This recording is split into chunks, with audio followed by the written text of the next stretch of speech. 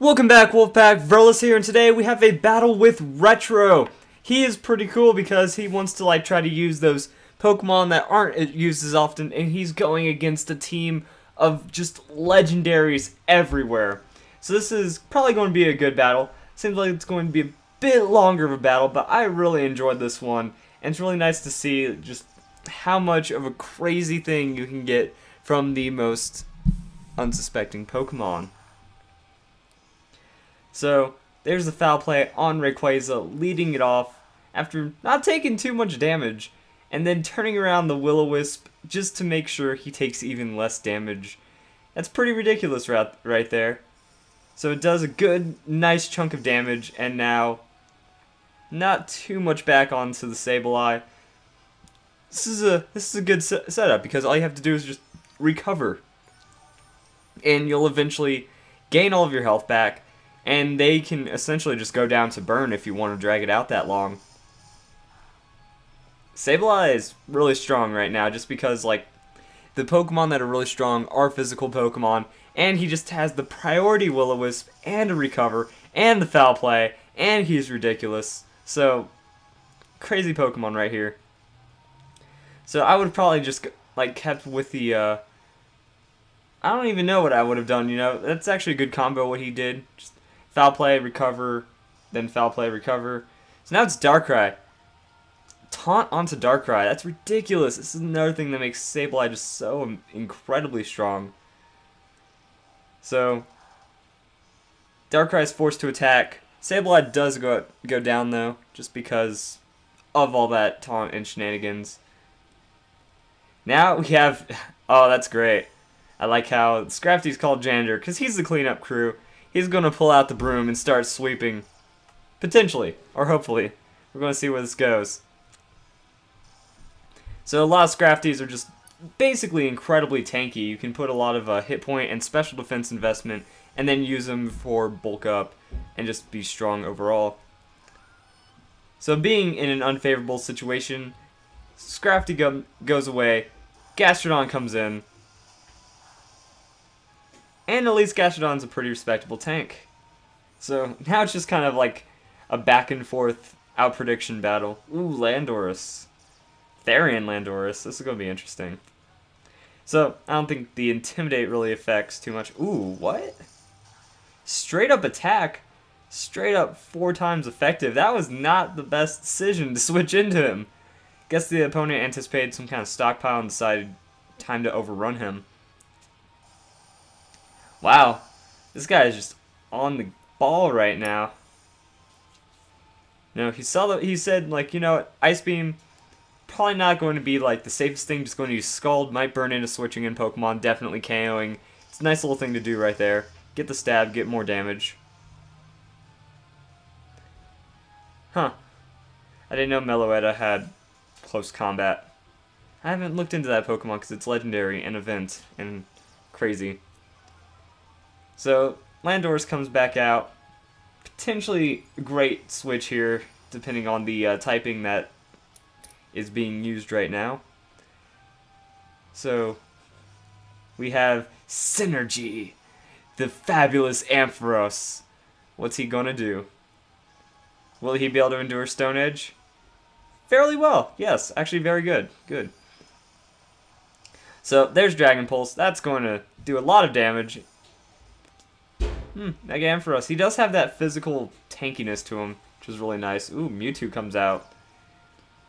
This could be a little rough, it's most likely going to be a Mega Mewtwo. And I don't know how Mega Mewtwo and Mega Ampharos duke it out. Ampharos is in a bad situation right now, so this is where switching might not be the best idea.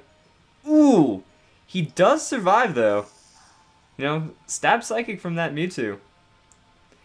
Not quite half his health. Wow.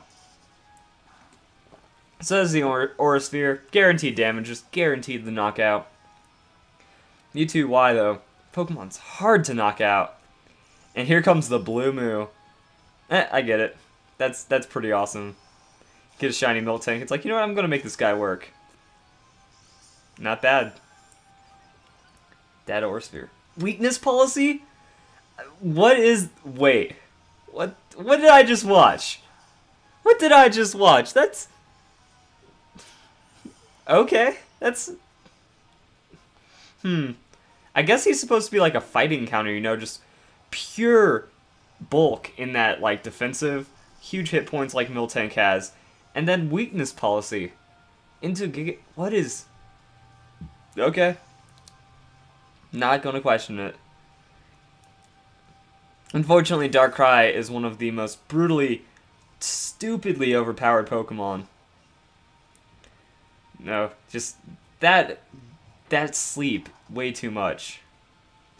So Scrafty does come in, has great coverage, just not going to take too much damage from Darkrai. Might go to sleep, which is really like the only problem here. And Yveltal comes back out. I think that was what forced Scrafty to switch earlier.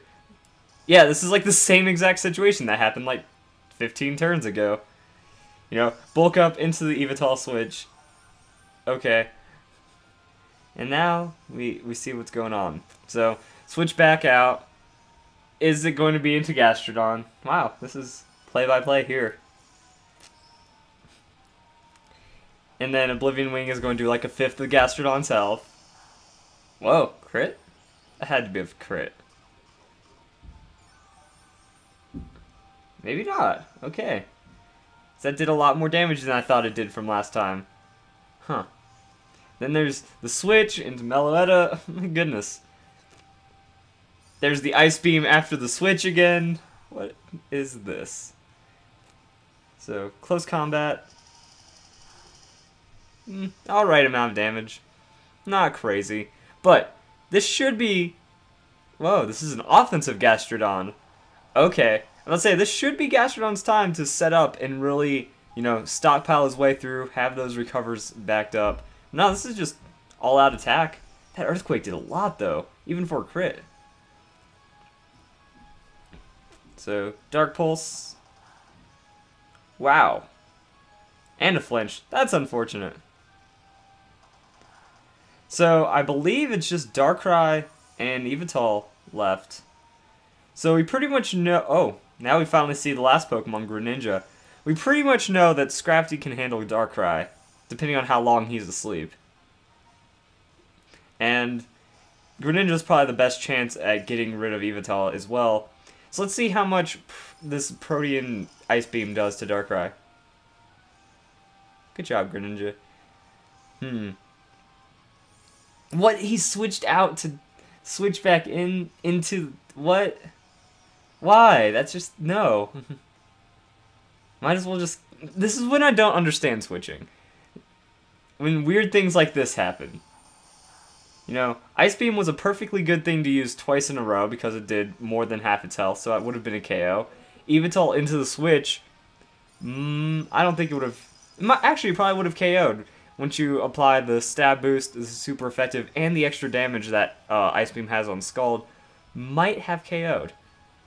And then the switch out to switch back in, Darkrai was set up. Unless they're playing Smogon rules, then that means Darkrai wasn't able to use Dark Void again, which means after one Pokemon is asleep, there's no use to using Darkrai. I don't freaking know. So that's what it looks like. And this Darkrai is really only useful for putting Pokemon to sleep. Doesn't have too much damage, just a huge amount of speed and utility with its ability. But that's game, pretty sure. So, hope you guys enjoyed this video, you know. Couple of cool things coming out. That Miltank, I love that Miltank. That was pretty sweet. And then just a solid team overall. Got the job done against legendaries. Good battle overall. So I hope you guys enjoyed the video, and I hope you all have a nice... Well, actually, Fan Fridays. More of that coming at you. Yeah.